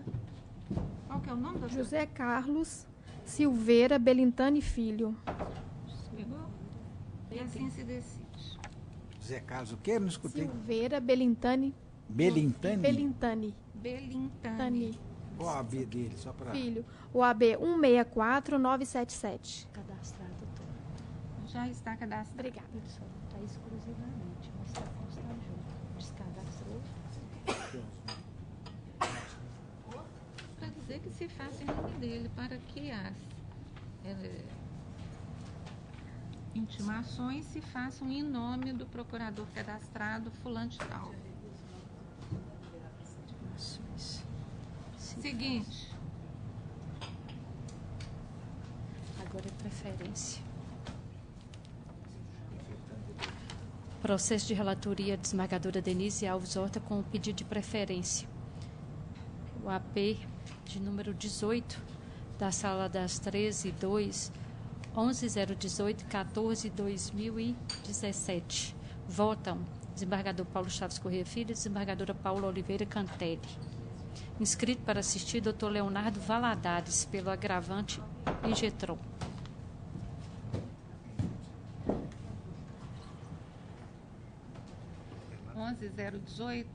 Isso. É o da preferência, né? É. Conheço do agravo de petição. No mérito, nego-lhe provimento. Custas pela executada no valor de R$ 44,26. A divergência unânime nos termos do voto da relatora. Processo de relatoria desembargadora Denise Alves Horta com preferência. É o número 12 da Sala das 13.2, o ROPS 10.616.68/2018. Votam desembargador Paulo Chaves Corrêa Filho e desembargadora Paula Oliveira Cantelli. Inscrita para assistir, doutora Mirtes Costa Dias Real, pela recorrente reclamante. Conheço do recurso interposto pelo reclamante. No mérito, dou-lhe parcial provimento para condenar o réu ao pagamento das horas extras laboradas para além da 44ª semanal, conforme se apurar, com base na jornada de segunda a sábado, das 9 às 17 horas, com 1 hora de intervalo para alimentação e descanso, e aos domingos, das 9 às 17h30, com pausa de 30 minutos, observada ainda a concessão de 3 folgas semanais às terças-feiras e uma coincidente com o domingo, com os reflexos em repousos FGTS com 40%, férias com 1/3 e 13º salários, observados o adicional convencional e na falta legal, a evolução salarial do obreiro e a súmula 264 do TST. Declaro, para fins do artigo 832, parágrafo 3º da CLT, que as parcelas aqui deferidas têm natureza salarial, à exceção dos reflexos em férias com 1/3, FGTS com 40%. Custas de R$ 60,00, calculadas sobre R$ 3.000, valor arbitrado à condenação nesta instância. É o meu voto. A divergência? Estou de pleno acordo, senhor. Unânime.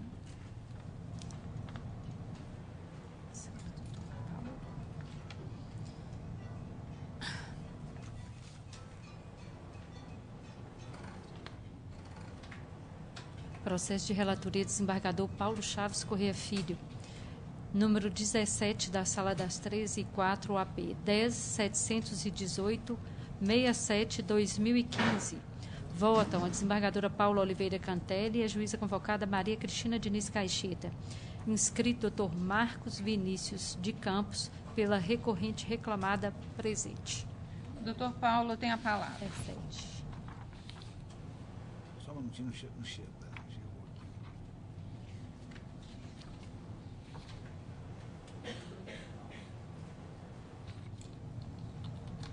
Boa tarde, doutor. Boa tarde, doutor. Conheço do agravo interposto e no mérito nego de provimento. Cusa pela executado no valor de R$ 44,26, os termos da lei. Tem a palavra, doutor. Ok. Boa tarde, cumprimentos nobres desembargadores e a todos os presentes. Pois bem, vou tentar ser o mais breve, o mais objetivo possível. A questão que se coloca aqui na tribuna é bem simples. A reclamada, na fase de execução, no seu direito de impugnar os cálculos periciais, impugna por meio de matéria técnica, o que não é aceito pelo juízo, em razão de haver esclarecimentos periciais acerca do laudo. Então, mantendo o entendimento da reclamada, de forma técnica, de que os cálculos não estavam corretos, havia os embargos de execução, no intuito de que seja reconhecida aquela impugnação para que os cálculos sejam sejam minorados ali. Então, o juiz, o ACOR, na apreciação dos embargos à execução, por não conhecer, por não entender que havia divergência, pela divergência ali dos cálculos, por entender que os cálculos homologados estavam corretos, aplica multa de litigância de má-fé reclamada pela interposição dos embargos à execução. Sendo assim, eu gostaria de ater a minha sustentação simplesmente com relação à multa aplicada, porque o meio pelo qual a reclamada teria para insurgir contra esse defeito que houve nos cálculos homologados seria justamente o embargo de execução para posterior apreciação aqui dessa turma no agravo de petição. Sendo assim, entende a reclamada que houve um cerceio de defesa, uma vez que o juiz, ao aplicar a multa de litigância de má-fé nesses casos, o que tem feito em várias outras execuções da reclamada, tem tentado, na verdade, fazer com que a reclamada não exerça o seu direito de ampla defesa e contraditório. E, nos termos do artigo 884 da CLT, a execução visa que não haja o excesso na execução. Então, sendo assim, a reclamada pede a revisão do voto do relator, né, para que seja extirpada a multa, tendo em vista que, do contrário, não teria como a reclamada insurgir, se não fosse por meio dos embargos de execução. Pois não, doutor Paulo. Pois não. Apesar da denodada sustentação oral, dela ouso dissentir, e deixo claro que a emenda já estratifica o entendimento substanciado no voto, que é o seguinte: litigância de má-fé, incidente manifestamente infundado, alegação baseada em argumentação teratológica, manutenção da penalidade aplicada pelo juiz ACOR, apresentação de embargos à execução com base em alegação fundada em argumentação teratológica, caracteriza a hipótese do artigo 80, inciso 6 do CPC, justificando assim a litigância de má-fé aplicada pelo juiz do ACOR. No corpo do voto, eu estou rejeitando a preliminar de deserção.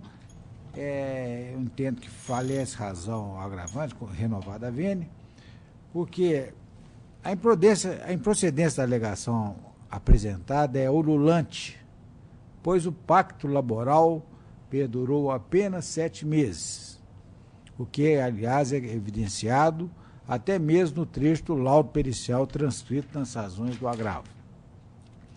A utilização da média dos últimos 12 meses do contrato pressupõe, por óbvio,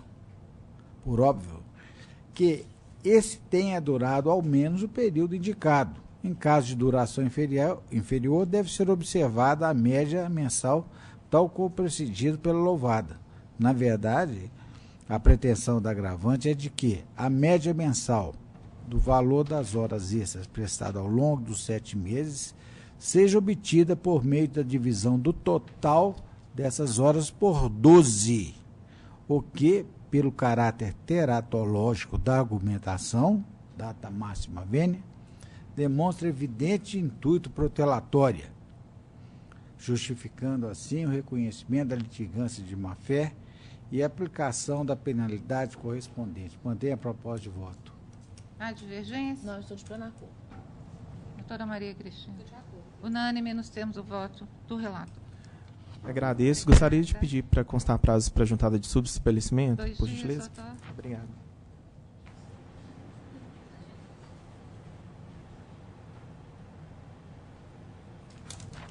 Processo de relatoria, desembargador Paulo Chaves Corrêa Filho, número 20, da Sala das 13h04, ROPS 10.798-66-2018.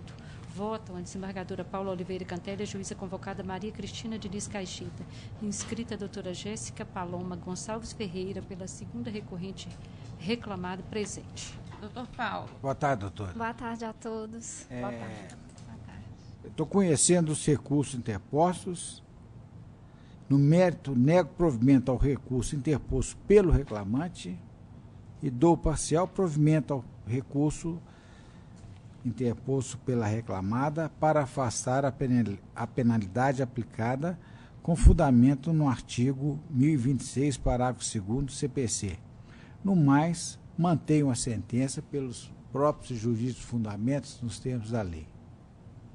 Insiste em sustentar, doutor? Sim, Excelência, quanto às horas in itinere. Quanto? As horas in itinere. Isso. Bom, já tivemos aqui hoje a sustentação da nossa querida advogada de São Paulo, que já levantou exatamente essa questão aqui na tribuna com relação às horas in itinere, que é realmente o mesmo caso aqui do meu.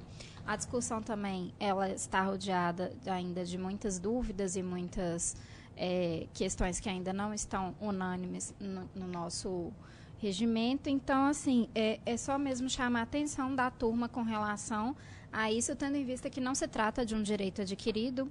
Temos o mesmo entendimento que a nossa colega já sustentou, que não se trata de um direito adquirido, que não estaria lesionando o trabalhador, e mais, que ainda se fosse prevalecer a questão da antiga CLT, teriam que estar preenchidos os dois requisitos e a sede da reclamada não se encontra em local de difícil acesso. Inclusive, tem os ônibus, né, que podem chegar lá, ou então, que se ainda assim vocês não entendam, a gente gostaria que fosse limitada, que foi até a nossa questão de embargos, a efetivamente aqueles horários em que ficasse comprovadamente que não tinha o transporte público, né, que seria no horário depois das 23 horas, em que o reclamante tenha trabalhado nesse horário, que não foi comprovado. E mais uma coisa que chama a atenção é que essa sentença, neste caso aqui, ela foi dada em cima de um laudo que não corresponde a esse processo. Foi referente a um laudo de um outro processo. A gente fala isso também, então, com a devida vênia, a gente gostaria que não fosse acompanhado o voto. Pois não, doutor Paulo. Senhora presidente, pela ordem, eu gostaria de retirar. Adiar. Adiar? Seria melhor retirar porque adiar a gente já fica... Fica vinculado para a semana que vem, né? Pois é. Então fica retirado de pauta esse processo. Tá. Ok, obrigada, Excelência. Ela já fez a sustentação. No caso, eu não iria sustentar novamente, né? Só saber. Eu queria ver só o período. Se incluir de novo... Período. Aí vai ter o direito a outra sustentação. É porque vai incluir de novo em pauta? Não é melhor adiar, doutor Paulo? Então adia, então fica adiado. Então. Aí fica para a próxima. Fica adiado para a próxima semana, tá? Ok, obrigada, Excelências. Boa tarde. Esse foi o... Qual que é o número desse aqui? 20. Então a sustentação já está realizada.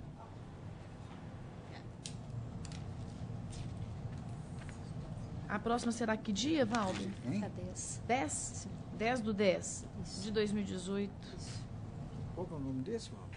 É o ROPS 10.798.66. É o 20 da sala de som. Posso fazer o pregão? Pode fazer.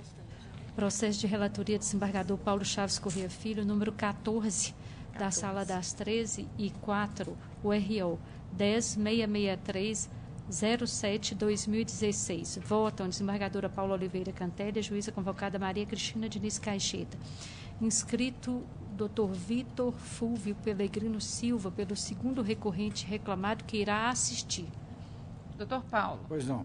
Conheço os recursos interpostos pelos reclamados, porquanto próprios e tempestivos, preenchem os demais pressupostos de admissibilidade, exceto os termos relacionados à ausência de atividade bancária, terceirização, constantes dos apelos de ambos os réus, por se tratar de matéria já definitivamente superada pelo acordo precedente, e de que me refiro, nos termos do artigo 876 da CLT e no mérito negro dos provimentos. A divergência? Não, estou de acordo. Unânime nos termos do voto do relator. Seguinte. Doutora Paula.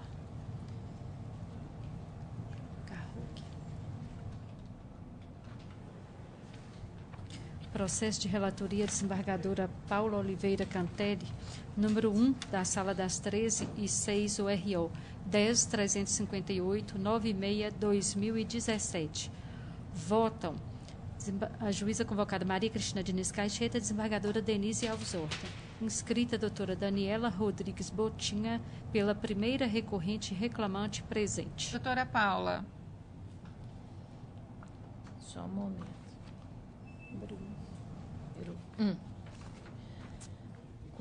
Número 1 é o... 10.358. Isso. Boa tarde, doutor. Boa tarde. Conheço os recursos ordinários da autora e do réu, à exceção da matéria relativa aos honorários sucumbenciais veiculada no apelo patronal por falta de interesse em recorrer. No mérito. Primeiro, nego provimento ao apelo do réu. Segundo, dou provimento parcial ao apelo da autora para declarar a prescrição parcial em relação aos anuênios que atinge as parcelas cuja exigibilidade seja anterior a 17/3/2012, condenar o réu ao pagamento de 15 minutos extras diários, relativos ao intervalo do artigo 384 da CLT, a serem apurados nos dias em que houve a extrapolação da jornada para além da 8ª hora diária, crescidos os reflexos em FGTS, conforme se apurar nos cartões de ponto acostado aos autos, no período contratual imprescrito. Declarar que a autora tem direito à aquisição dos anuênios no percentual de 1% sobre o vencimento padrão, conforme disposto nas normas internas do réu, a cada 365 dias de efetivo exercício, a partir de 1º de setembro de 1999.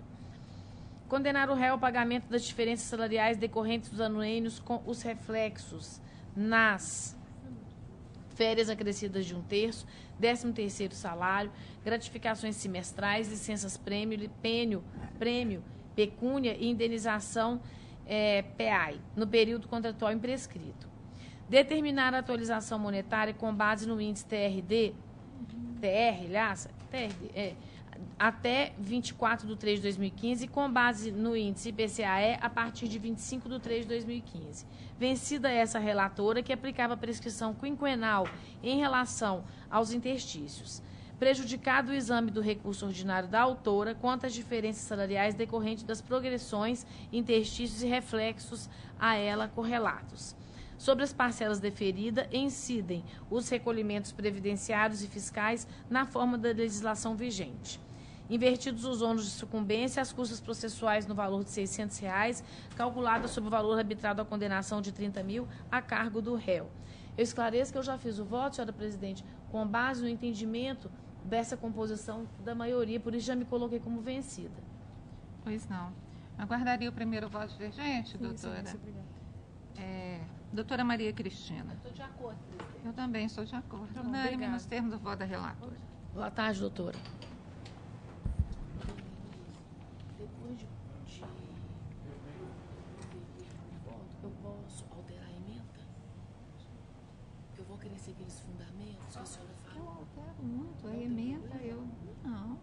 A emenda, normalmente, eu faço um ajuste depois do julgamento, que a gente tem mais tempo de elaborar, né? Fazer uma emenda. Não é o seu caso, porque as suas emendas são maravilhosas, mas no meu gabinete, normalmente, assim, depois dependendo do assunto, eu dou uma reformulada na emenda. Pois é, porque é aquele caso daquele advogado que pediu a relevância, né? Porque a emenda com base no indeferimento da justiça gratuita positiva. Mas eu acho que é mais relevante aquele tema das horas initiais e a aplicação temporal intertemporal. da lei, né? Então, preciso de alterar para ficar mais... Processo de relatoria desembargadora Paula Oliveira Cantelli, número 5 da Sala das 13 e 6, URO 10.471.98/2017. Votam a juíza convocada Maria Cristina Diniz Caixeta, desembargadora Denise Alves Horta, inscrita a doutora Maria da Conceição Rocha Andrade, pelo recorrido reclamante presente. Boa tarde, doutora. Boa tarde. Doutora Paula tem a palavra. Conheço o recurso... Boa tarde, doutora. Boa tarde. Conheço o recurso ordinário da REI no mérito, nego-lhe provimento. Aguardaria o primeiro voto divergente, doutora? Sim, excelência. Estou de acordo, doutora Maria Cristina. Também estou de acordo. Unânime, então, nos termos do voto da relatora. Muito obrigada a todos. Uma boa Nada. tarde. Boa tarde. Não tem mais inscrição. É isso que eu vou perguntar ao Giovanni. O Giovanni. 21 já. Vossa Excelência está... Claro. Doutor Fernando.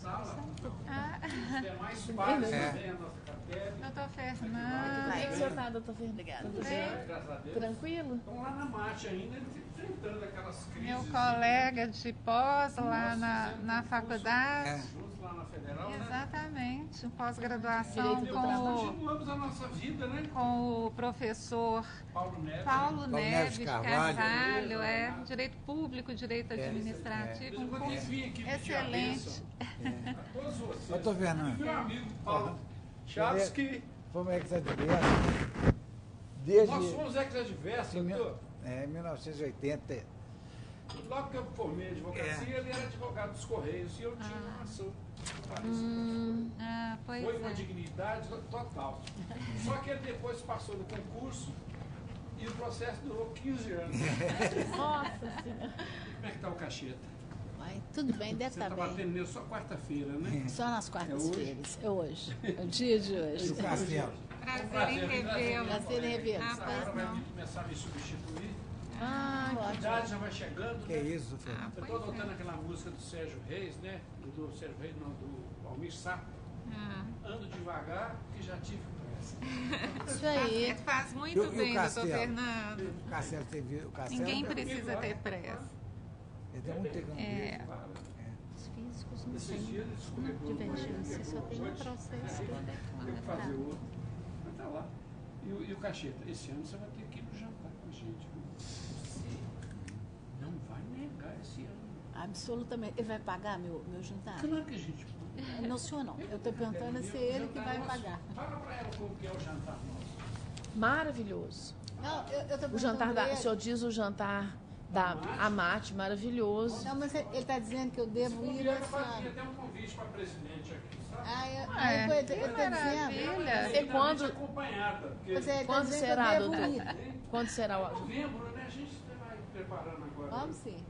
Vamos sim, né? Vamos sim. Que coisa boa. Vai pagar. Maravilhoso. É um espetáculo. Né? Que bom. Gente, ó. Prazer em revê-lo. Imagina, um prazer, Prazer em revê-lo, doutor doutor. Fernando. Tchau, um abraço. Até logo, Tchau. prazer. Bem, então, encerrados os processos de sustentação oral, eu noticio que não há divergência dos físicos, então, só há um físico, então eu procuro